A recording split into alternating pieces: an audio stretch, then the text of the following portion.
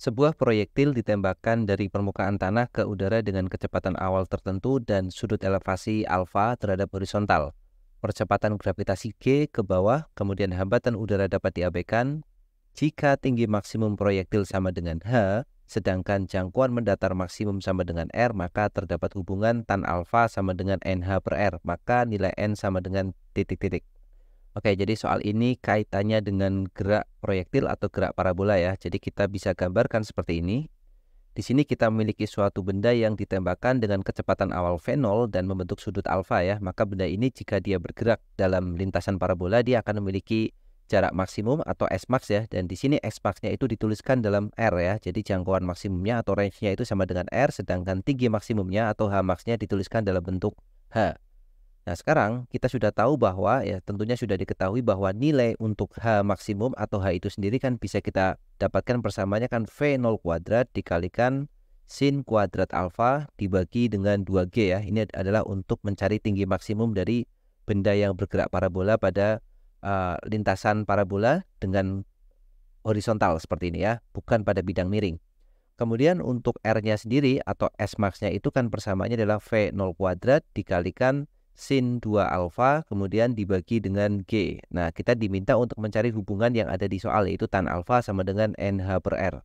Kita mulai dengan melihat bentuk pembuktiannya yaitu di sini ada H per R. Maka kita bagi saja H dengan R ya. Kita akan membaginya yaitu H kemudian kita bagi dengan R. Maka akan menjadi V0 kuadrat dikalikan sin kuadrat alfa dibagi dengan 2G, kemudian kita lihat dibagi R itu kan sama dengan dikali ya, R-nya karena pecahan, maka kita kalikan dengan G dibagi dengan V0 kuadrat dikali sin 2 alfa. Nah, kita ubah bentuknya seperti ini, pembagiannya kita ubah menjadi perkalian tapi dibalik ya. Kemudian faktor-faktor yang sama kita coret saja, ini V0 kuadrat adalah V0 kuadrat, kita coret. Kemudian ada G juga boleh kita coret ya. Berikutnya kita sisakan atau kita masih mempunyai bentuk sin kuadrat alfa pada penyebut dan sin 2 alfa pada sin kuadrat alfa pada pembilang ya di atas, yaitu sin kuadrat alfa kita tulis saja seperti ini, sin alfa kali sin alfa, dan ada sin 2 alfa pada penyebut tapi ada angka 2-nya di depan ya. Jadi kita tulis 2 dikalikan sin 2 alfa. Sin 2 alfa sendiri memiliki identitas ya. Jadi kita bisa ubah bentuk sin 2 alfa itu menjadi apa?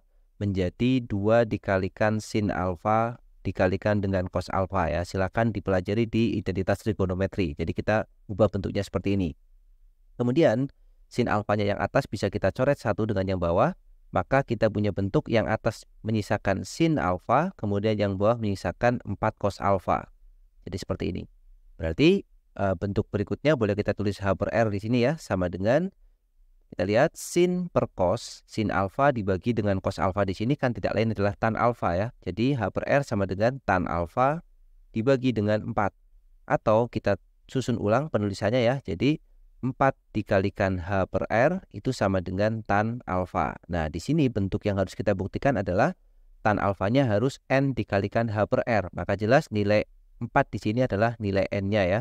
Jadi kita dapatkan nilainya N itu sama dengan 4. Tapi kita isikan di sini adalah 4,0. Oke, seperti itu pembahasannya.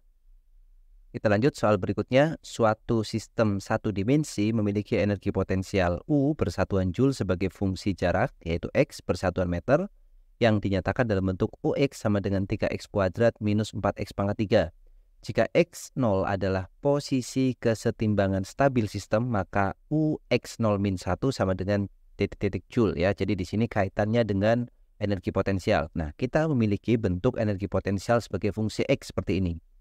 Jadi UX-nya itu sama dengan 3X kuadrat minus 4X pangkat 3. Nah, lalu dari fungsi UX ini atau fungsi energi potensial ini, maka kita bisa menentukan posisi di mana dia berada dalam keseimbangan stabil atau sistem tersebut dalam kondisi setimbang stabil. Maka bagaimana cara menentukannya? Kita gunakan definisi dia ada dalam kondisi stabil jika du dx-nya itu sama dengan 0 ya. Ini mirip dengan prinsip nilai stasioner pada fungsi di matematika. Sebenarnya juga dapatnya suka seperti itu ya. Jadi du dx sama dengan 0. Kita tuliskan seperti ini dulu. Nah, du dx itu artinya apa? Artinya turunan pertama fungsi u ini terhadap x ya. Maka kita turunkan du dx sama dengan 6x dikurangi dengan 12x pangkat 2 ya, sama dengan 0. Dari mana dapatnya? Ini kita turunkan saja ya. 3x kuadrat kita turunkan jadi 6x minus 4x pangkat 3 kita turunkan jadi 12x pangkat 2. Atau kita faktorkan 6x-nya, 6x dalam kurung, kemudian x minus 2x ya. Oh maaf, 6x dalam kurung berarti ini 1 dikurang 2x sama dengan 0. Berarti kita dapat 6x sama dengan 0, atau kita memiliki bentuk x-nya sama dengan 0. Kemudian yang kedua adalah 1 min 2x sama dengan 0, yang berarti x-nya sama dengan 1/2 ya, atau setengah.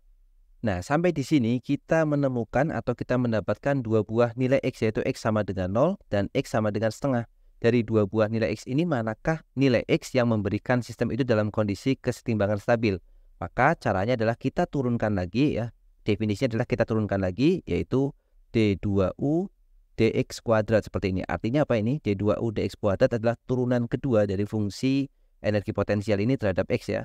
Nah, jika d2u dx kuadratnya itu lebih besar dari 0 pada kondisi x yang ini tadi, x-nya kita punya 2 ya, maka artinya sistem tersebut dalam kondisi stabil. Sedangkan jika d2u dx kuadratnya itu kurang dari 0, maka sistem tersebut dalam kondisi yang unstabil atau kondisi dalam kesetimbangan yang tidak stabil ya. Nah, sekarang kita turunkan sekali lagi.